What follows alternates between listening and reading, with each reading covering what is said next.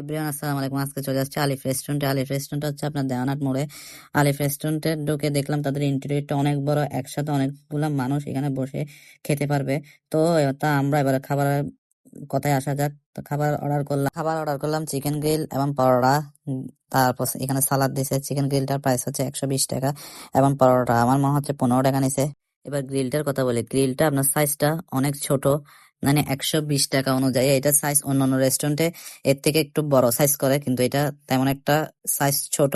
এবং আপনার যদি আমি বলি গ্রিলের কথা, তবে গ্রিলটা তেমন একটা মজা ছিল না, কোনো ঝাল নাই। যেমন আমি একটু ঝাল ফ্লেভার গ্রিল পছন্দ করি, কিন্তু সেটার কোনো কিছু এটাতে নাই। আমার মনে হচ্ছে গ্রিলটা দিয়ে যতটা মজা লাগে না, আপনার চসটা দিয়ে ততটা মজা। চসটা অনেক মজা। আপনারা এখানে গ্রিল না ট্রাই না করে অ্যাটলিস্ট চস দিয়ে অন্য চাপও ট্রাই করতে পারেন।